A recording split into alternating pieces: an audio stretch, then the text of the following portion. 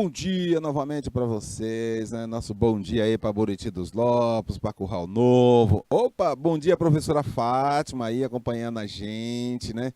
Bom dia aí Juazeiro do Piauí, bom dia Manuel Emílio, bom dia Patos do Piauí, bom dia Pau d'Arco, bom dia Porto, bom dia Prata. Opa, tem Prata 1 e Prata 2, né? Muito bom, duas turmas. Bom dia São Julião, bom dia, São Miguel da Baixa Grande. Enfim, o nosso bom dia a todos vocês aí, não é isso? Então, estamos aí, né? Bom dia, Juliana, aí de Manuel Emílio. Bom dia, Renan. Bom dia, Larice. Então, vamos continuar falando com vocês aqui, né? Da modelagem do trabalho. Nós já vimos muita coisa, não vimos? Nós vimos aí a questão ter que ter a visão sistêmica, né? Vimos aí que um sistema, ele tem entradas, não é isso? Olha aqui, vimos essa figurinha aqui, ó, que tem as entradas, tem as saídas, não é isso? E que todas as partes, né, estão interrelacionadas e uma pode influenciar a outra, né? Mas também vimos que há, dentro desse sistema, a necessidade de retroação da informação. Ou seja, à medida que as coisas acontecem, ter os retornos. Por que é preciso saber do retorno? Olha, o setor de produção precisa saber informações a respeito lá de como é que estão as vendas. Eu vou produzir pão massa fina. Eu vou produzir pão massa... Não. A área de vendas que vai dizer, olha, a área de vendas está passando informação para a produção. Olha, as vendas é que acontece aqui. 70% das vendas é pão massa grossa e 30% é pão massa fina. Opa, então a produção se organiza. É isso? É. A setor de produção também se relaciona com o setor de compras, porque o setor de produção vai dizer, olha, a demanda aqui está sendo de tanto saco de 50 sacos de trigo por semana. O setor de compra vai... Opa, eu tenho que providenciar por semana 50 sacos de trigo. E assim por diante, todas as áreas funcionando, não é?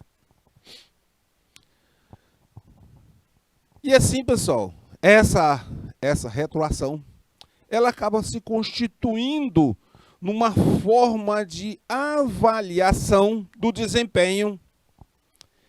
E isso é uma informação muito importante dentro das organizações. Mas muito importante mesmo. O pão massa grossa não está saindo. O pão massa... Olha, o pessoal não está gostando do pão massa fina, não. O pão doce? Acha uma maravilha. E assim por diante, em todas as áreas, tá? Certo? Mas sempre uma retroavaliação. Continuando nesse sistema, né? Avaliando. E vimos também que qualquer mudança que possa ocorrer em qualquer das partes pode ter consequências, né, para o todo. Como assim, professor? Pode ter consequências? Olha, vamos dizer o seguinte, a nossa panificadora está funcionando muito bem, está produzindo os pães, está vendendo bem e tal, não sei o quê. E aí, o setor de compra está comprando, lá a farinha a prazo e tal. O financeiro não está funcionando, não paga as duplicatas na data certa. Aí o fornecedor de farinha disse, olha, não dá para fornecer porque as duplicatas de vocês aí estão em atraso. Aí vai parar o setor de produção, vai parar o setor de venda, não vai? Então, qualquer alteração, qualquer mudança de uma das partes afeta o todo. As consequências pode ser no todo. Eu coloquei assim um exemplo bastante grande, né? E aí, pessoal, para desempenhar o cargo, né? O ocupante tem com ele todas as entradas pertinentes àquele cargo, tem os seus insumos, que ele processa, executa e gera os resultados, né? E devolve informações aos demais. Mas aí, pessoal, tá muito facinho até aqui, não tá? Professor, aí tá facinho, né? Eu vou colocar lá o padeiro que vai fazer o pão, o vendedor que vai vender, a caixa que vai receber o dinheiro. Tá muito facinho, não tá? Tá. Então, vou dizer para vocês, né, que um desenho de cargo não se restringe apenas às tarefas. Ou apenas nas pessoas que vão ocupar o cargo. Temos que ter uma abordagem mais ampla. E para que a gente possa ter uma abordagem mais ampla, nós precisamos conhecer as dimensões que afetam os cargos e as pessoas. A variedade, a autonomia, a identidade e a retroação. Veja que agora, pessoal, nós já estamos começando a tratar com vocês das dimensões, né? Não está lá em cima, modelagem, falamos, não sei o quê, das dimensões? Então vamos começar a falar dessas dimensões para vocês.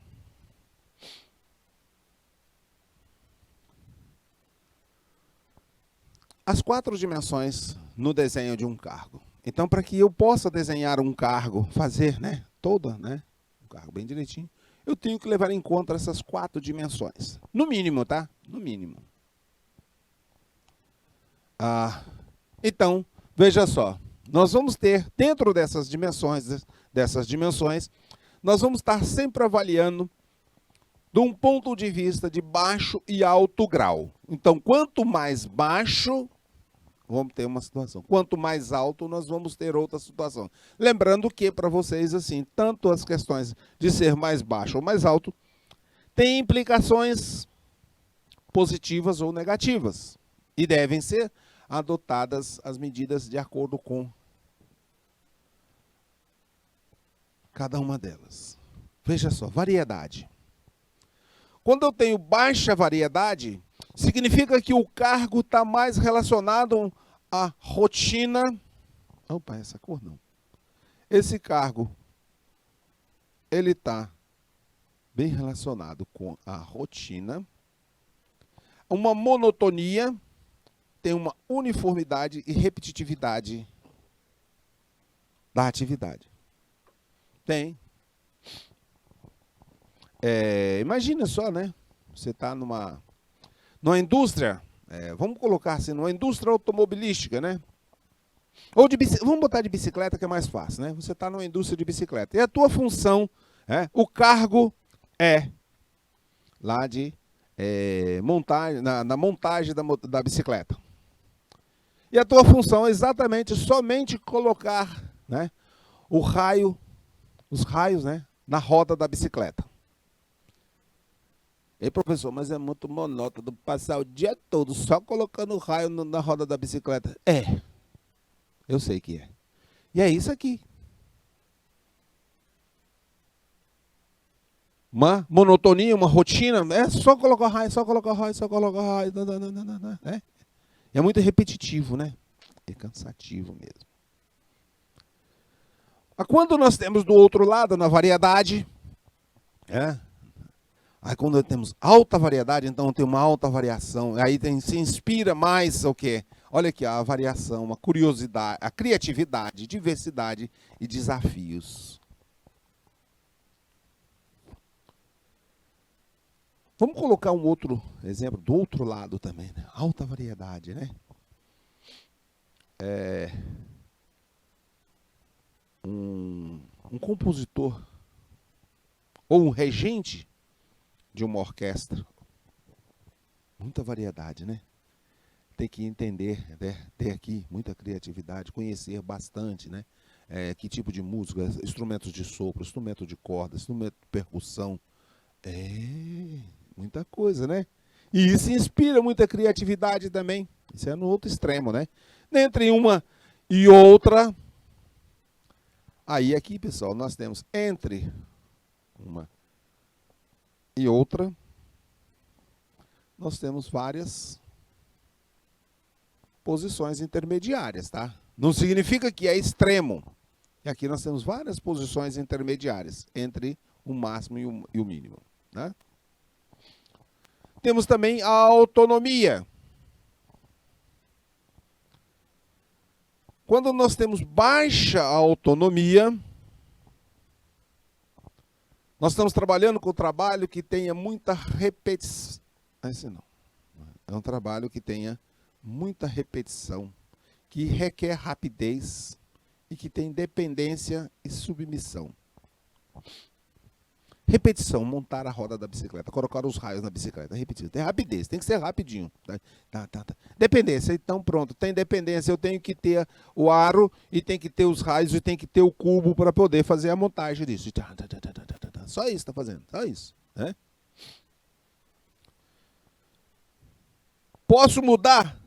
Não. Nesse cargo, a montagem, a atribuição, a atividade que vai se realizar é colocar o raio na roda da bicicleta. Vai fazer a roda da bicicleta. Aqui não tem, né, autonomia. É colocar o raio da bicicleta e pronto.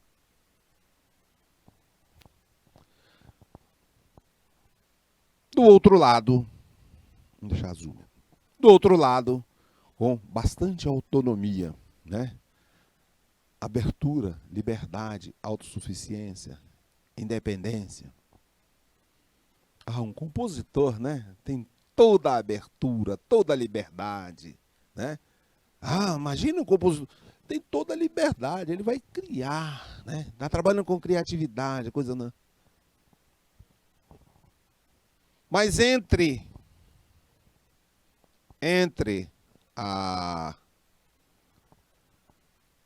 o baixo grau de autonomia e o alto grau de autonomia, nós temos várias posições intermediárias que, dependendo do tipo de atividade, é mais ou menos, tá? Queridos professores, né, no questão de autonomia, os professores têm uma certa autonomia, não total. Por exemplo, tá, queridos professores, para registrar a frequência, né? Isso aí você não tem muita autonomia, tem? Não. Você vai colocar lá presente ou ausente. Presente ou ausente. É só isso aí que faz, né? No entanto, com relação à abordagem do conteúdo, você tem ao mesmo tempo baixo e tem alto. Né? O tema da aula, vamos dizer, os temas das aulas, vamos dizer por assim, matemática, para primeira série. Tem lá, né, a programação, né, já feita, né, no plano de curso, aqui também para nós, no plano de curso, temos lá, né? Nosso plano de curso aqui está lá, colocado lá, tem baixa autonomia. Organização da ação empresarial, programada para ser realizada no dia 25 de agosto. Eu tenho autonomia para mudar isso? Não. Está programado assim. Mas, ao mesmo tempo, o professor tem autonomia, por exemplo, na abordagem lá da ação empresarial. Poderíamos ter ficado até a tela anterior, mas podemos abordar com mais profundidade? Podemos. Temos essa autonomia. Tá? Dados os exemplos, vamos agora à identidade também. Outra abordagem também, né? Vamos lá. Dentro com baixo grau, veja que atividades rotineiras, sem autonomia e tudo mais, leva à alienação, falta de sentido, falta de valor e desmotivação. Por isso, pessoal, muitas indústrias, né, as que não estão usando robôs, têm alta rotatividade de funcionários. Tem alta rotatividade, porque, veja só, as pessoas, às vezes, com tanta rotina, começam a ficar estressadas demais e... Não, eu não aguento mais isso aqui, não. Pede as contas.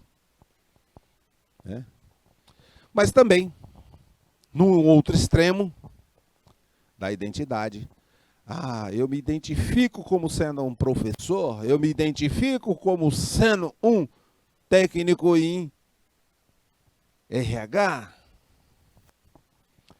Me faz sentido, eu me sinto bem, eu tenho, prazer de fazer esse trabalho. Eu me identifiquei com ele, então. percepção de valor. Fala assim, pô, eu fazer esse trabalho para mim, né? Eu me sinto, né? E aí vem a questão do compromisso. Se eu me identifico, eu me comprometo em fazer sempre o melhor. Também, lembrando para vocês, que temos, nessa questão da identidade também, entre o baixo e alto grau, várias posições intermediárias, tá? Tem várias intermediárias. E assim, também, nós podemos ver agora da retroação. Quer dizer, o retorno para que possa ser reavaliado, reimplementado e avaliação. Quando nós temos... Vou botar essa cor aqui agora. Quando nós temos aí baixa grau de retroação, nós temos aqui a posição de desinformação. Tá? Desinformação. Se não tem retorno, eu não tenho nem informação. A equipe de venda lá não... Como é que eu vou produzir? Eu não sei, eu não tenho informação. Não tem retroação. Leva-se desinformação, leva-se à ignorância, ao afastamento e alienação. Alienamento também.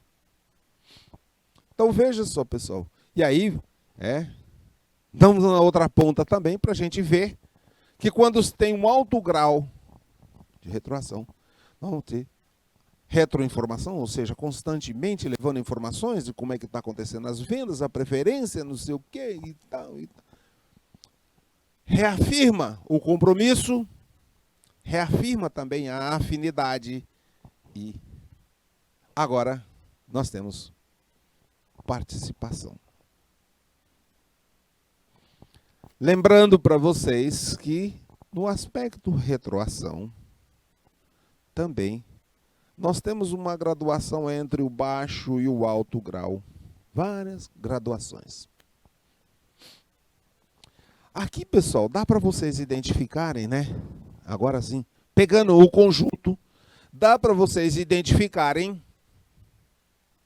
né, o tipo de profissional que vocês vão precisar para desenhar um cargo. Pessoal, vou ser sincero com vocês, tá? Vou ser sincero com vocês, uma coisa assim. A grande tendência que tem de mercado,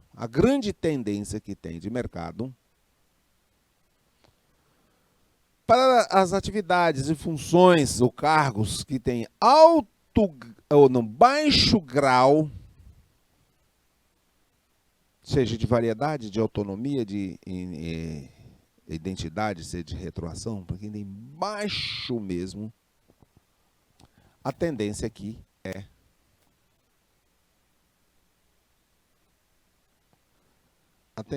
pela... Vamos ver se dá para escrever bem direitinho.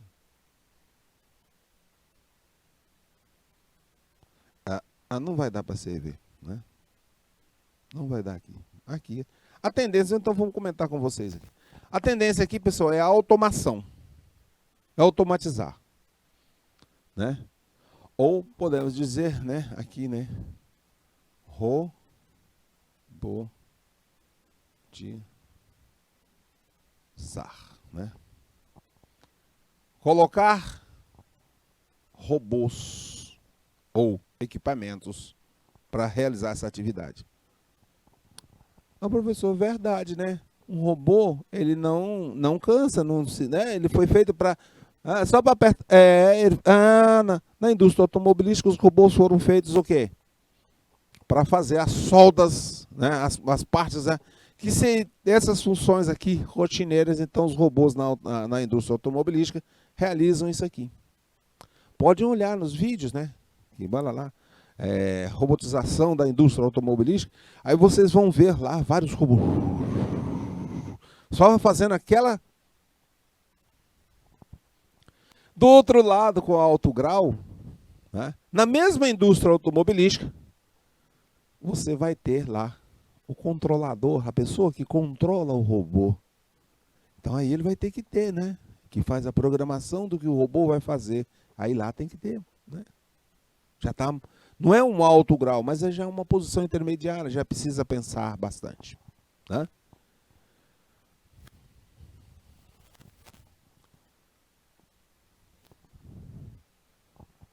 Então, aqui eu estou colocando para vocês de forma bem descritiva mesmo agora, né? Nessa questão da abordagem sistêmica, e que nós já conversamos aqui também sobre a variedade, né? Que nada mais é do que diversificar a operação, ou seja, ter uma diversificação maior das operações. A autonomia, nós estamos falando aqui do grau de liberdade que as pessoas têm para programar seu trabalho, para realizar seu trabalho. Identificação com a tarefa, né? É a possibilidade de executar a atividade inteira ou global. Então aqui eu tenho aqui é o ver o todo, tá? E a retroação é trazer informações, né? Receber informações e dar informações a respeito da área que você tá, do cargo está atuando.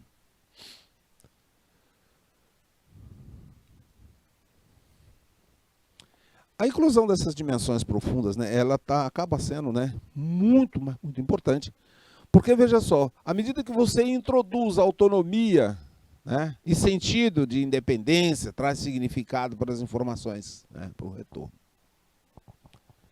E quanto mais presente, né, essas 4 dimensões na hora que você vai desenhar o cargo, tanto maior vai ser a possibilidade de satisfação do ocupante do cargo em relação ao conteúdo e, consequentemente, obter maior produtividade. Então, veja aqui nós temos, né? E também a trazer mais essas contribuições, né? A visualização dessas, inclusão dessas dimensões, né? No desenho do cargo, você vai estar também, né, proporcionando maiores resultados para a organização, porque as ações que vão ser feitas, as pessoas vão estar mais satisfeitas, né, vão ter mais participação, vão ser mais autoafirmativas, né? E aí a gente diz assim, ó, que a satisfação das necessidades individuais é um subproduto do desejável, mas não é o objeto principal do desenho contingencial. Ele busca a eficiência e eficácia, produtividade, qualidade e satisfação do cliente mais do que tudo. Aqui, pessoal, vocês têm que observar o seguinte, né? Para que não caiam no que foi dito lá em relação nas teorias, né, iniciais lá, da teoria das relações humanas, né? As críticas dela, que havia muita ingenuidade, né, nessa questão.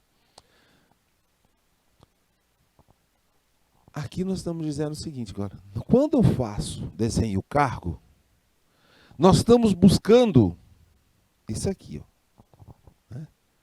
Eficiência e eficácia, produtividade, qualidade e satisfação dos nossos clientes e muito mais a respeito da organização.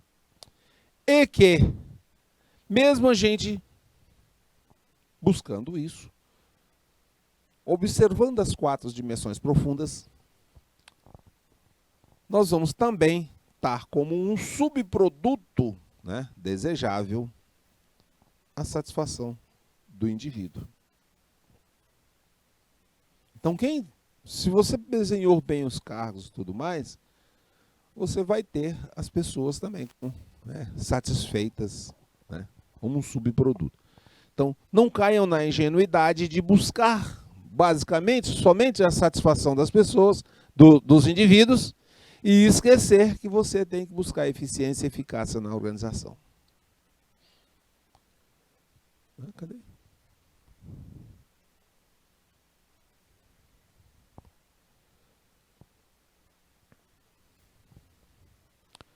Bom, e para a gente ter, né, pensar, né, em trazer essa satisfação, né, e se nós estamos pensando que a organização é um sistema social, implica que nós vamos ter que as pessoas conheçam quais são as atividades e responsabilidades também. Então aqui nós vamos ter que saber aqui, ó, quais são as atividades e responsabilidades. E ao desenhar o cargo, né, para uma pessoa que vai executar, nós temos que saber colocar essas questões.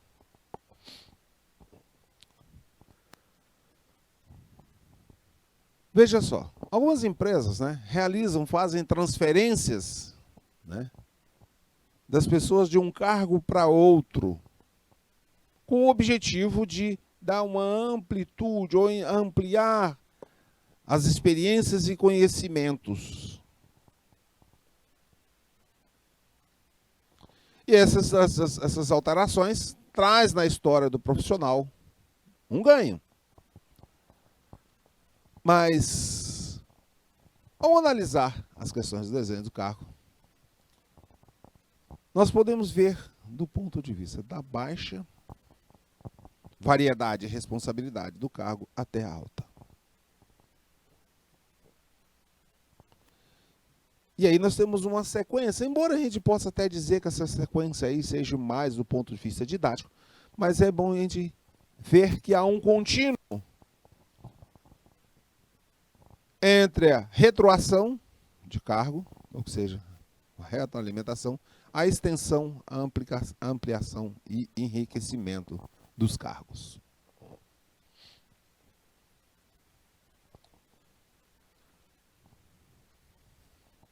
Dentro da retroação, fica aqui,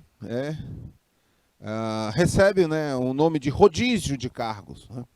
Aqui nós estamos falando dentro da retroação, estamos falando de um rodízio de cargos. Né? É trocar o indivíduo de uma função para outra. No setor lá no RH, você iniciou aqui o trabalho fazendo a parte de departamento pessoal, cuidando de folha de pagamento, INSS e tal, essas coisas. Aí troca lá, né? Se não me engano era o Weber, né? Era o Weber e a Mariana. Era 2 alunos aí colocados, né? Aí tava lá um, né? Fazendo a parte de RH e outro fazendo a parte de pessoal. Aí no meio você troca as funções. Olha, agora você, Mariana, agora você que estava aí no treinamento, seleção e tudo mais, você vai cuidar agora da parte de pessoal, né? Para a busca aí de um enriquecimento e mais, né? E a extensão constitui para a gente assim, um deslocamento que nós temos, né, horizontal, ou seja, um acréscimo de tarefas com o mesmo nível de responsabilidade. Aqui, pessoal, tem muita gente que critica isso, né? Extensão, vou dar mais atividades para a pessoa. E a ampliação, também nós temos aqui um deslocamento vertical, que eu vou acrescentar tarefas e responsabilidade de nível superior. Veja que aqui, na extensão, eu estou colocando tarefas e dificuldades no mesmo nível. A grande questão aqui é que eu tenho um aumento de tarefas, todos os dois têm um acréscimo. Uma na extensão, se você faz a folha de pagamento da filial A, agora na extensão, você vai ampliando, agora você vai fazer a folha de pagamento da filial B também, da C e tal. Aqui na ampliação, de responsabilidade, você tinha a função aí para fazer os testes, tal, né? De seleção das pessoas. Agora não. Agora tanto você vai aplicar os testes, como você também vai. E aí? Agora fez os testes, agora você vai decidir quem é mais. Você colocou uma responsabilidade num grau mais. E aí nós temos a questão do enriquecimento, que é um aumento de objetivos e responsabilidades e desafios com relação às tarefas do cargo. E aí é buscar dar um maior significado ao trabalho mediante inovação e até mesmo oferecer oportunidade de satisfação de necessidades humanas mais elevadas. Isso é o que está se colocando como enriquecimento.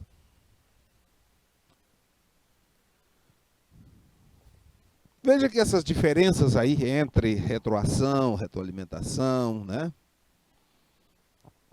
Veja que nós vimos aí que o enriquecimento, né, tanto vertical como, né, está tudo relacionado, pessoal, com um aumento de responsabilidade, seja ele do ponto de vista lateral ou não. Então, podemos ver aqui, ó, quando a gente fala de um enriquecimento de cargo, tá, horizontal, significa que eu vou colocar mais uma atribuição para você. Ah, você faz, né? Aqui você está fazendo a folha de pagamento da filial A. Agora você vai fazer da filial A mais a B também. Você está dando mais funções. E quando nós falamos de atribuições, né, de nível enriquecimento vertical, significa que agora eu estou dando uma função maior. Então, vamos dizer, você tinha a responsabilidade de fazer a folha de pagamento, né? Mas quem aprovava lá e que fazia a conferência era o chefe, né? Não, agora você confere também. Então, está dando uma atribuição com mais responsabilidade para as pessoas. Então, tem uma atribuição de um nível anterior e acrescento outras atribuições a ela.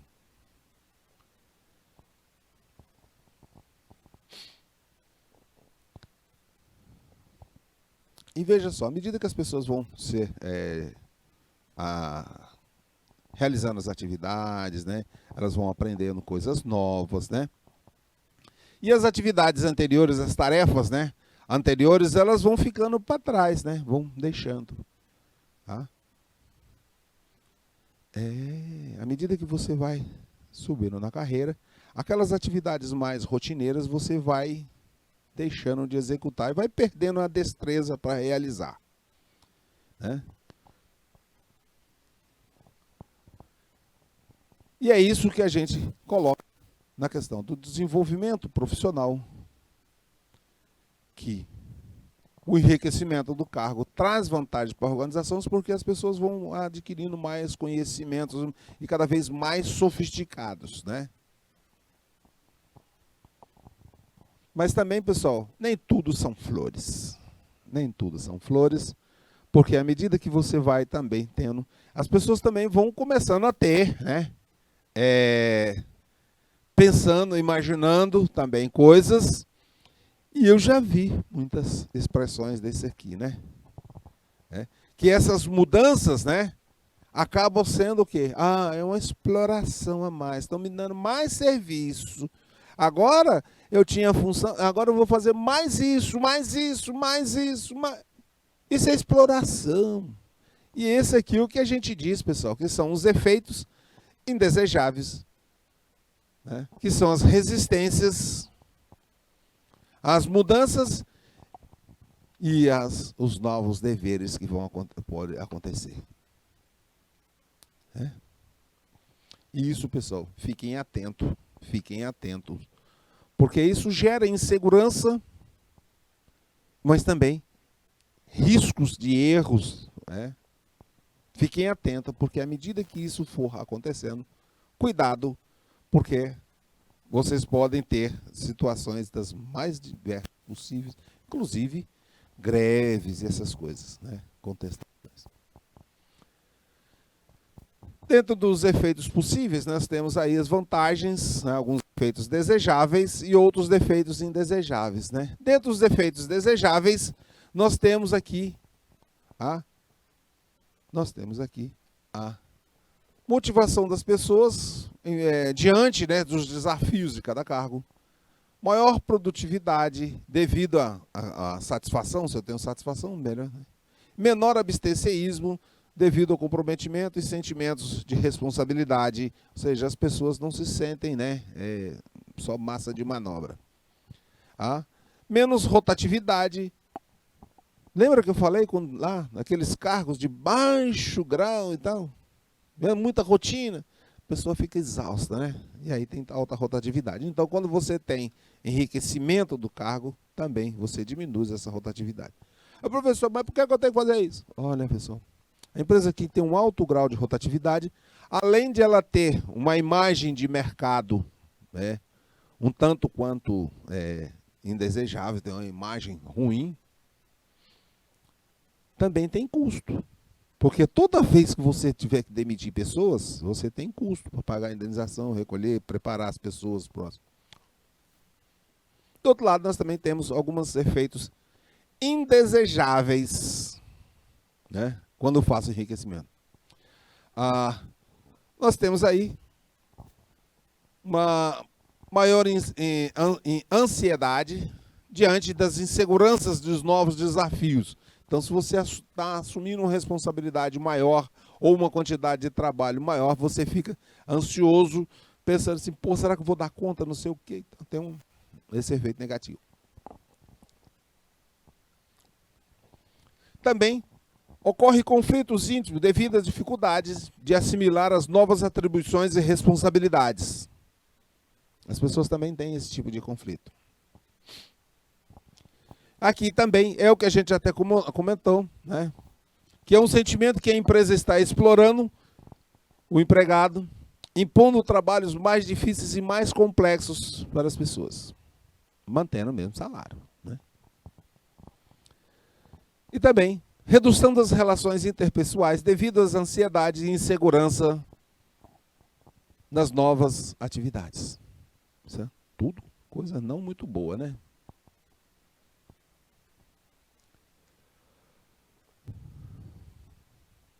Então, agora vamos avançar um pouquinho mais no nosso desenho do cargo.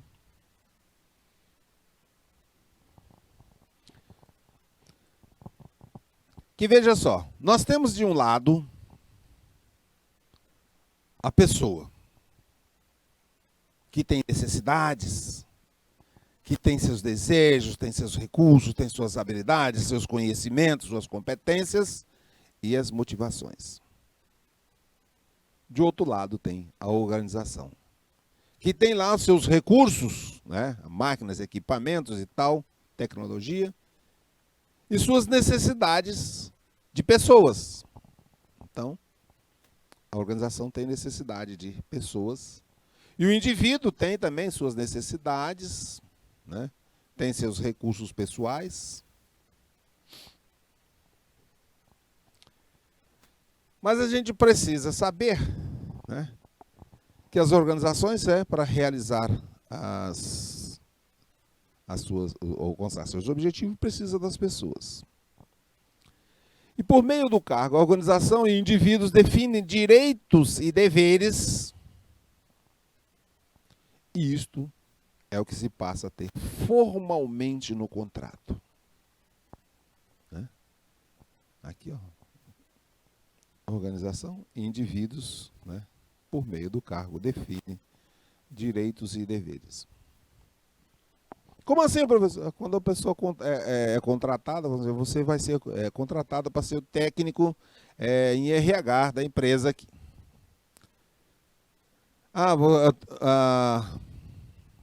Teus deveres. Aí você exercer as atividades relacionadas ao departamento pessoal, como cálculo de folha de pagamento e as atividades pertinentes ao setor de RH. Isso é deveres lá. Mas deveres da empresa. A empresa tem que fornecer tal equipamento e tal espaço para realizar o trabalho. Né? Tem lá. Mas também tem o quê? Os direitos. O empregado tem o direito de quê? De receber sua remuneração compatível com a função. Direito da empresa é exigir que você faça realmente o trabalho. Mas os contratos, eles podem ser, né, configurados em contratos formais e contratos psicológicos. Então, nós temos aí, de um lado, nós temos a empresa com suas necessidades, seus recursos e suas competências. Do outro lado, nós temos os indivíduos também com suas necessidades, seus recursos e suas competências. Essa ligação entre a empresa e o indivíduo, ela ocorre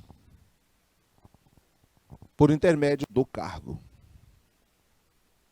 Veja só, que os indivíduos é quem vão operacionalizar o cargo. E a organização, o cargo cria aqui, criado pela organização. Mas dentro desses contratos formais psicológicos, nós podemos ter aqui, ó, que está de forma explícita no desenho do cargo e no contrato formal. Você vai ter lá no contrato formal salário, as tarefas, os deveres, os procedimentos, as regras e padrões, né, pertinentes. Isso é, ponto de vista, está explícito no contrato. Vai estar lá no teu contrato dito qual é o teu salário, quais são as tarefas. Mas também tem o que está implícito, né, no cargo, que é o contrato psicológico, que não está escrito. São expectativas recíprocas. Eu comecei a trabalhar, então eu tenho expectativa em construir minha carreira e passar a ser supervisor, gerente, chefe e tal, diretor e tal. Tenho uma expectativa psicológica. Crescer na minha carreira. Né? A empresa também tem suas expectativas psicológicas. Eu espero que agora que eu contratei a Larissa para ser responsável aqui na Larice, né? Larice. Acho que pronunciei certo, né? É Larice aí de Buriti dos Lopes. Agora que contratamos a Larice, né? Nós temos a expectativa aí que não vamos ter mais problema com atraso de folha de pagamento, nem com atraso de INSS, essas coisas. Tem expectativa, né? É isso? E aí tem os direitos e obrigações que são expectativas contidas. O contrato legal e formal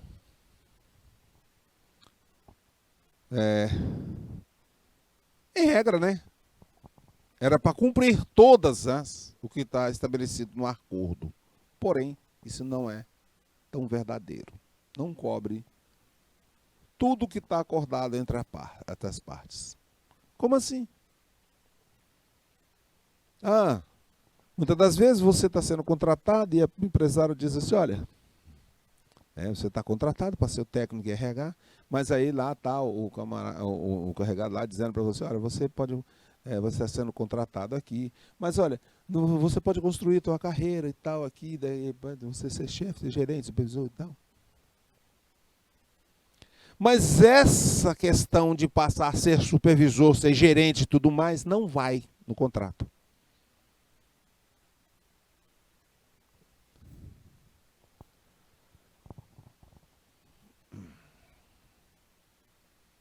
As relações de intercâmbio, né, governadas pelas presunções não formalizadas, né, ou implícitas, informadas, está lá no subconsciente só, né, né? E as presunções implícitas, né, são chamadas de contratos psicológicos. E dos dois lados acontece tanto, né, não está escrito em canto nenhum. E isso nós podemos dizer que é um entendimento implícito, não declarado. Você começa a trabalhar, você não vai estar falando com o teu chefe. Não, imagina só, você está sendo contratado para o setor de RH e quem está te contratando ali, tal, é o gerente de RH. Você não vai querer falar para ele, aí eu quero ser o gerente de RH. Ele vai imediatamente dizer, opa, menino, você quer meu cargo, né? Cuidado com isso, tá, pessoal? Mas isso aqui acontece de forma implícita, às vezes não declarada. Às vezes até você faz algumas colocações, mas nada disso vai para o contrato escrito.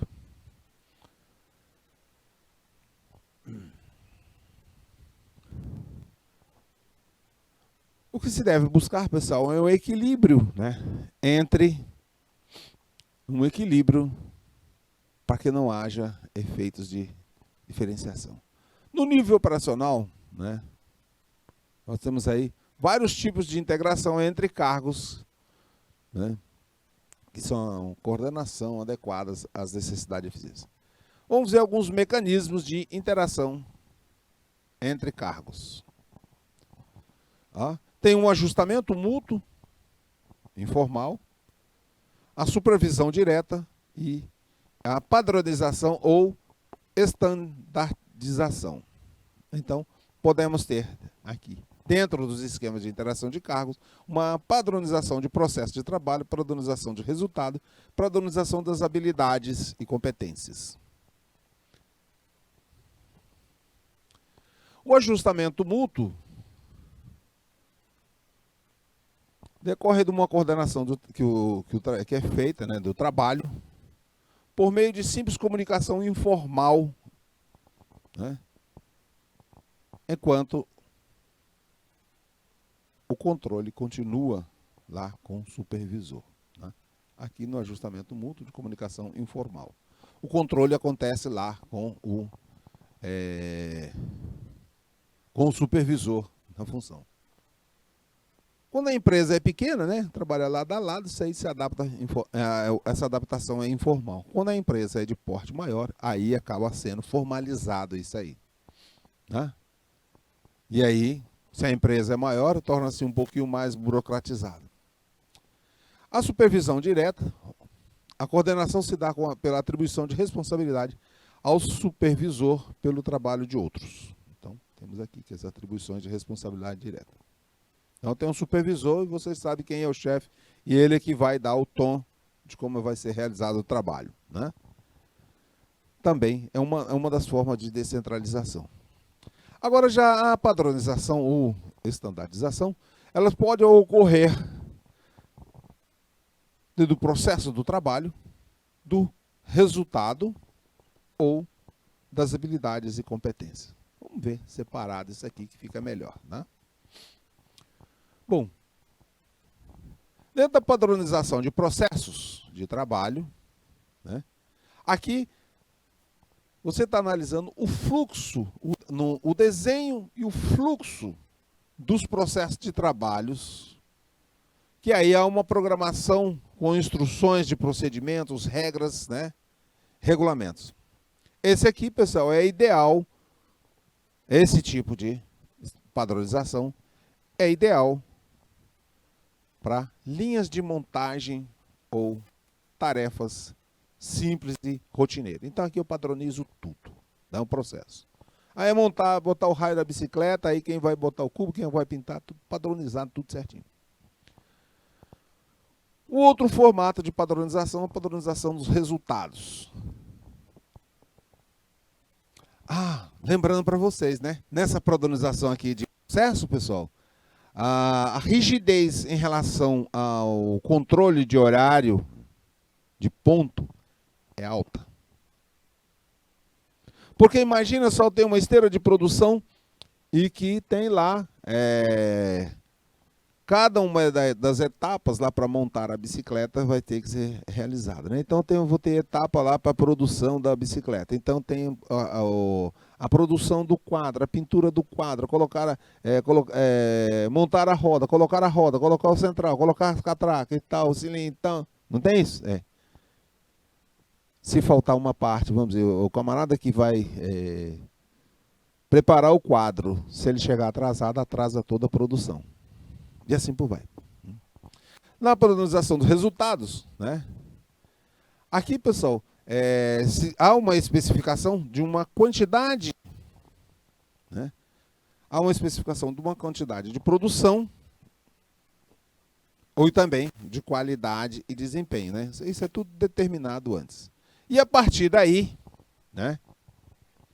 Deixa acontecer, né? Só que aqui, pessoal, nós estamos falando de atividades que têm um grau de complexidade maior, né? E que deixa a execução por conta lá de quem vai os detalhes lá por conta do executor. Quem é que vai executar aquela tarefa? Né? Você contratou lá uma pessoa para produção de de mídias, de fazer a divulgação da empresa, dos produtos e serviços, né? Olha, criação, pessoal, é coisa assim, né? Você não, se você, imagina só se você vai pegar o pessoal de marketing lá, que vai fazer criações, ou pegar um músico, né? E dizer para o músico assim, olha, você tem que colocar na música, e agora a música tem que ter isso, tem que ter isso, tem que ter... É assim, você tem que começar a fazer a música às 7 horas da manhã para 9 horas estar pronto. Não funciona. Não funciona. Né? No máximo que pode acontecer, é como vocês estão tendo, né? Vão fazer um trabalho de produção, né? Aqui com o professor Assis, não é isso? Vão produzir um trabalho, claro, né? Ele vai dar um tom, uma temática, alguma coisa assim, passar algumas instruções, mas a criação é de vocês. Né? Então tem uma certa padronização do trabalho. O resultado, vocês vão estar padronizados, tem que entregar um trabalho, não é isso? O resto é a criação com vocês. E também tem as padronizações de habilidades e competências, que aí vai funcionar lá. Quando ocorrer o processo de seleção, que vai se buscar habilidades específicas para determinadas funções. Né? Se eu vou fazer lá um treinamento e seleção para a equipe de vendas, ora, eu vou procurar pessoas que são altamente comunicativas. Né? Se eu vou trabalhar lá com... vou trabalhar com trabalho rotineiro. Então eu tenho que ver pessoas que têm essa característica para trabalho rotineiro. Né? E é isso que é a padronização de competências, saber.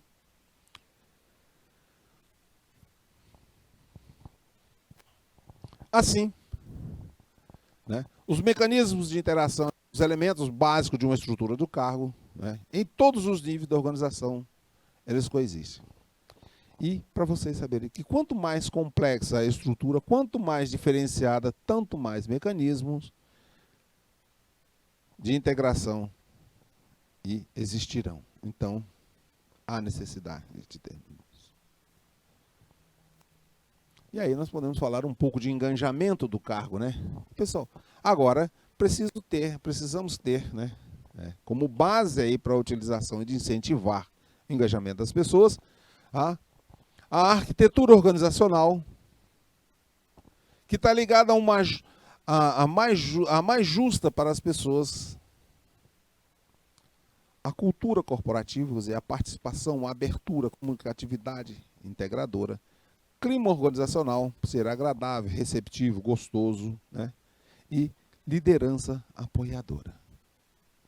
Isso aqui, pessoal, são bases para incentivar o engajamento. Né? Mas o engajamento das pessoas envolve 3 características, que é um trabalho agradável, a interação de permanecer e a intenção de participar. Quando eu tenho um trabalho agradável, é algo que me dá satisfação. Quando eu quero fazer a intenção de permanecer, eu me sinto bem na organização que eu quero permanecer nela. E quando já vai na intenção de participar, é quando a iniciativa e a motivação, né, já estão mais avançados. E eu quero agora participar das decisões e ações da organização como um todo.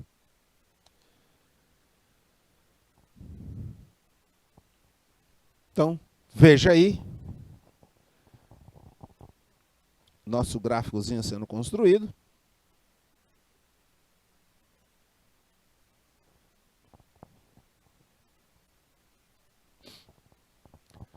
Que veja só, quando a gente tem clima agradável, cultura participativa, arquitetura organizacional integrada, liderança apoiadora, nós vamos ter a intenção de permanecer, estar num clima agradável e participar da organização.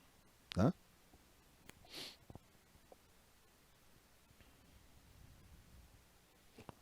Saiu vários de uma vez? Não, tem que ser devagarzinho, né? E assim nós temos para fazer o engajamento vários graus, né, que a gente também pode ter. Ô, professor, mas aqui, pessoal, a gente tem que ver essas questões dos graus mesmo, né? Temos aí vários graus de engajamento e que podem ser medidos e avaliados, observados mesmo, né? Altamente engajados, a organização ganha, né? E as pessoas também ganham. veja aqui que nós temos um ganha, ganha e ganha, né? Moderadamente, organizações moderadamente engajadas, a organização ainda ganha e as pessoas também ainda ganham. Algo é enganjado, nós vamos ter que a organização nada ganha e as pessoas nada ganham. Pouco enganjado, as organizações perdem e as pessoas também perdem, né? E desenganjada, a organização perde muito e as pessoas também perdem muito também. Então, veja só, é importante analisar essa questão do engajamento, porque reflete tanto para as pessoas, como também reflete para as organizações. Então, não basta a gente desenhar um cargo e modelar o trabalho, mas também por meio de conquistar o engajamento das pessoas. Então, há necessidade de buscar o engajamento das pessoas, senão a gente pode ter perder. Assim, né, a organização até pode trabalhar se não te pensar nisso, mas não alcançará eficiência nem eficácia se não as pessoas não estiverem engajadas e não vai ter produtividade nem qualidade. E aqui, pessoal, é o papel do administrador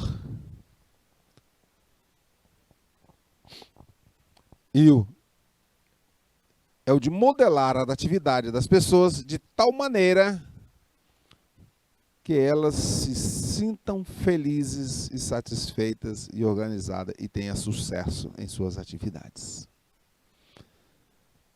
Esse é o papel. Bom, com isso, pessoal, nós já vimos aí muita coisa, não é isso? Voltou, está voltando, não, para frente.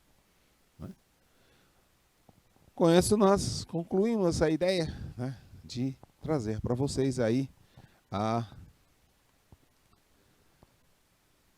organização da ação empresarial, a modelagem do trabalho, beleza? Então, espero que eu tenha falado bem direitinho para vocês, mas assim, vou deixar aqui algumas questões para vocês, né, praticarem um pouquinho, tá? Vamos praticar um pouquinho aí. Então, olha aí, só para a gente exercitar.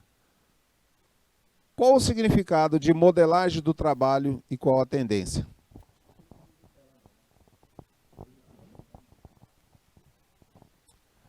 Qual o significado de modelagem do trabalho e qual a tendência? Então, isso aí para vocês fazerem, né? Fazerem aí. Né? Então, olha só. Eu vou até pular aqui, pessoal, né? Para vocês depois verem direitinho, né? Cadê? Vou nem comentar aqui. Aí a segunda questão que a gente vai deixar. No seu entendimento, o que é cargo, tarefa e ocupante? Muito fácil também, né? Então, vamos deixar uma outra aqui também. Terceira. De acordo com o que foi aprendido na nossa aula, né? Aí é para vocês colocarem aí o entendimento. Colocar o seu entendimento de desenho de cargo e qual a sua importância. A outra questão aqui, ó. O desenho de cargo deve ter enfoque sistêmico, contingencial. Partindo dessa afirmação, conceitue de forma resumida sistema, ênfase e enfoque sistêmico contingencial. Também. Né? Depois vamos a mais uma questão aqui também, a questão número 5. Tá? Vamos deixar outra questão também? Vamos deixar várias questões aí para vocês, né? Número 5 está aí também para vocês. Número 6, né? Quais os possíveis efeitos desejáveis e indesejáveis de enriquecimento do cargo? Aí tem a questão número 7, para a gente também. Tá? Número 8. E as nossas referências aí para vocês, pessoal. E o nosso muito obrigado por hoje. Não esqueçam de fazer a atividade certinha. Tá? O nosso muito obrigado. Espero ter apresentado para vocês essa questão da modelagem de uma maneira bastante clara e tranquila. Um abraço e até a próxima.